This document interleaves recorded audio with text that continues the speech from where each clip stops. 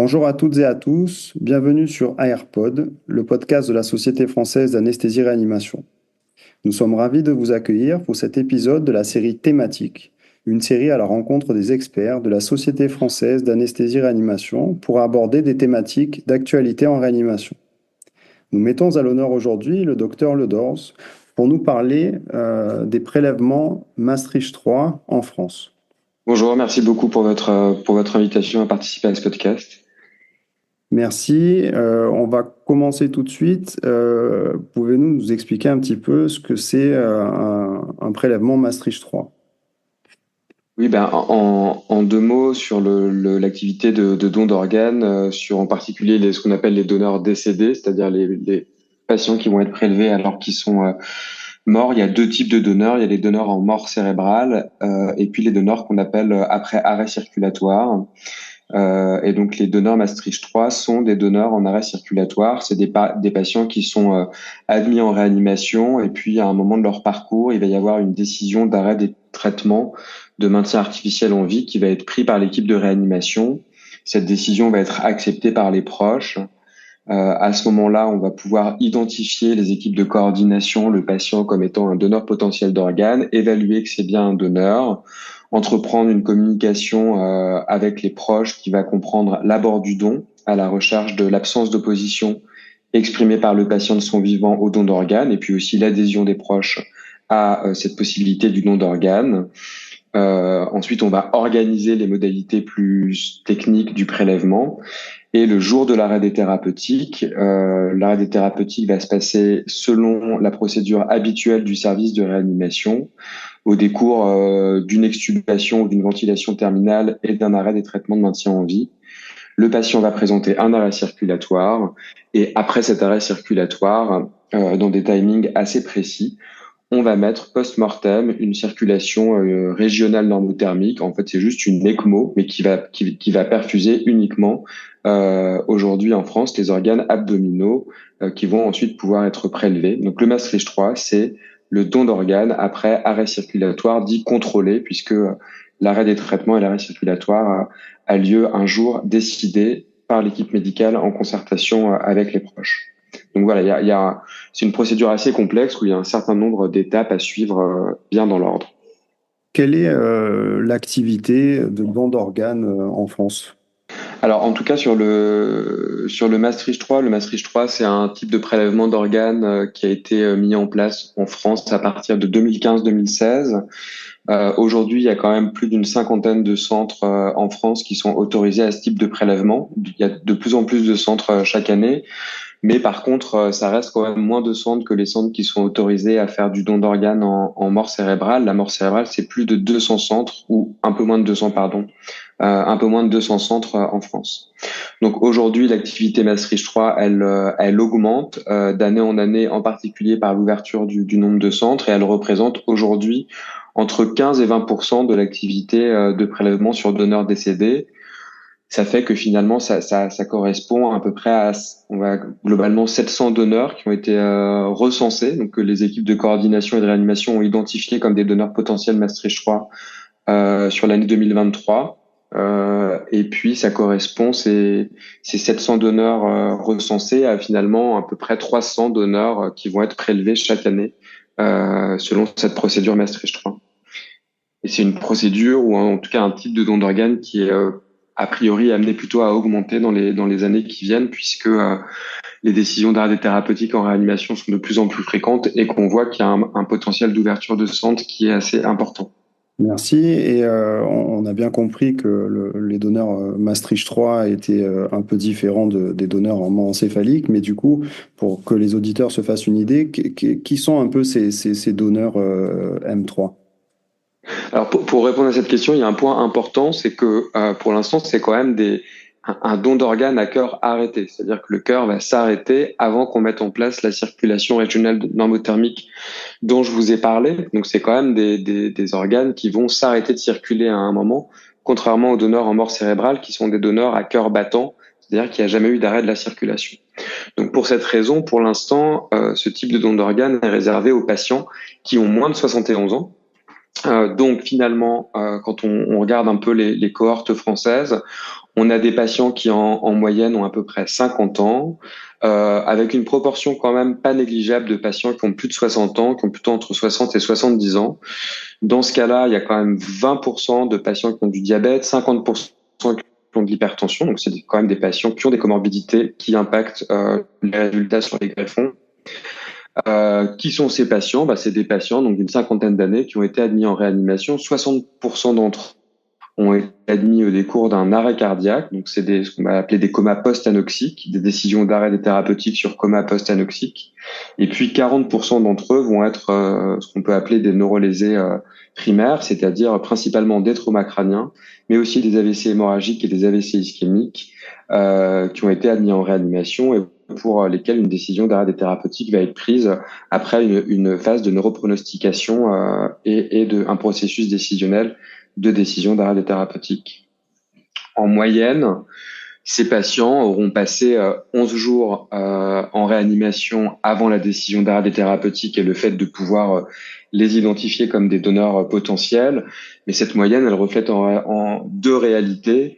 Une réalité qui est des décisions d'arrêt des thérapeutiques plutôt vers J7 chez les patients qui sont admis pour des arrêts cardiaques et des décisions d'arrêt thérapeutiques qui sont plutôt prises, on va dire, vers J15 et parfois même à plus un quart des patients ont des décisions d'arrêt thérapeutique qui seront prises à plus de 15 jours de l'admission en réanimation, puisque la phase de neuropronostication de nos malades traumatisés crâniens ou qui ont des accidents vasculaires cérébraux est plus longue que la phase de neuropronostication des patients en arrêt cardiaque.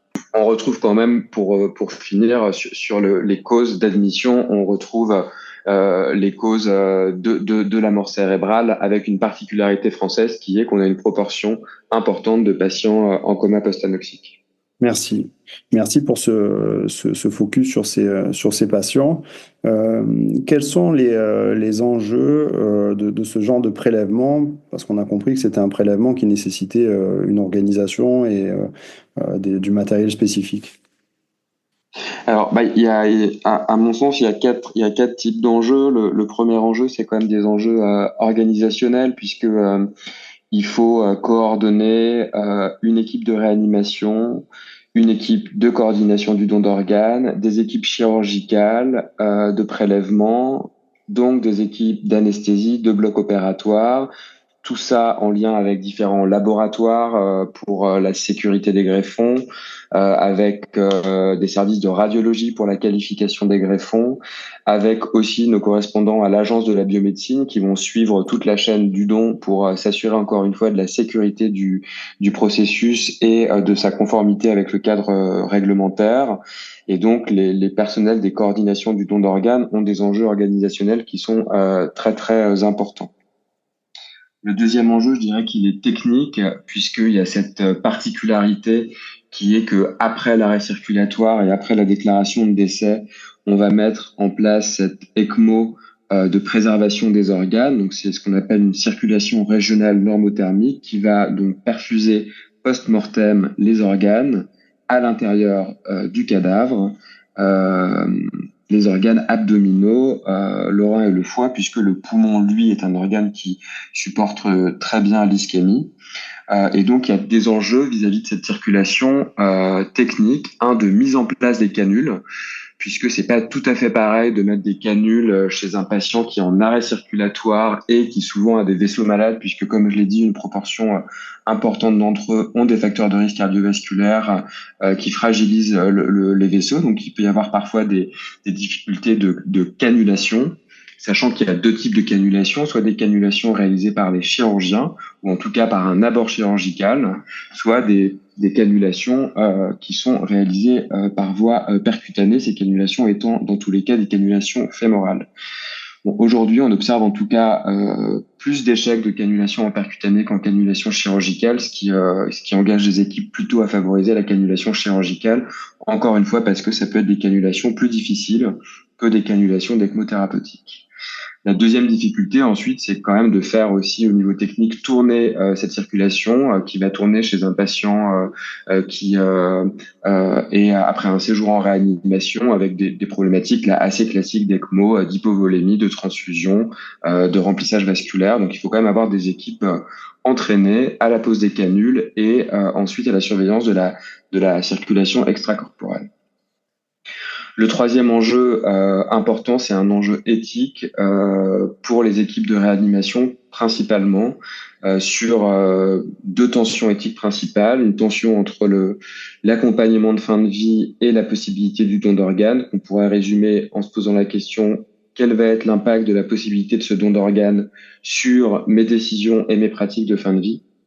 Et puis un deuxième enjeu éthique qui est celui des critères de détermination de la mort, avec l'impact potentiel de cette circulation extracorporelle post-mortem sur les critères de détermination de la mort. Et puis, un peu la conséquence de ces trois enjeux organisationnels, techniques et éthiques, c'est des enjeux relationnels humains qui sont très importants parce que beaucoup de monde doit interagir. Alors, il y a des enjeux relationnels évidemment entre soignants avec une interdisciplinarité, une interprofessionnalité très importante avec voilà toute la chaîne du don qui est impliquée. Et puis des enjeux relationnels humains évidemment très importants avec les proches de ces patients, puisque il faut en même temps les accompagner dans la fin de vie de leurs proches et en même temps les accompagner dans cette possibilité du don d'organes.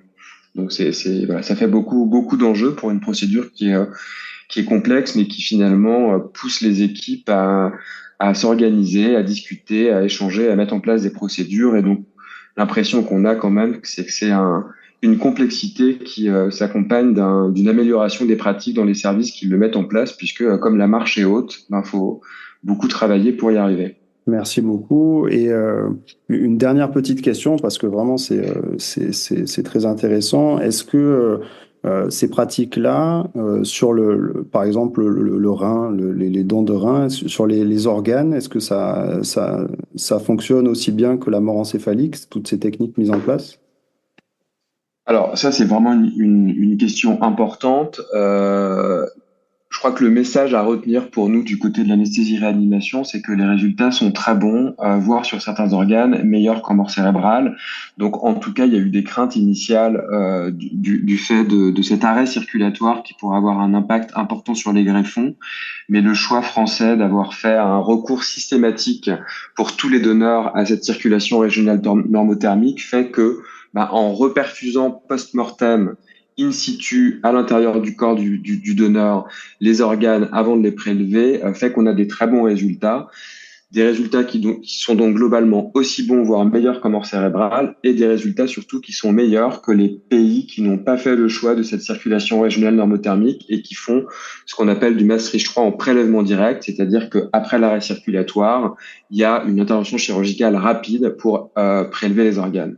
Donc le message à retenir, c'est que c'est des greffons de bonne qualité au bénéfice des receveurs, principalement grâce à l'utilisation systématique de la CRM. Un grand merci pour ce tour d'horizon complet et vraiment détaillé sur ces prélèvements Maastricht 3.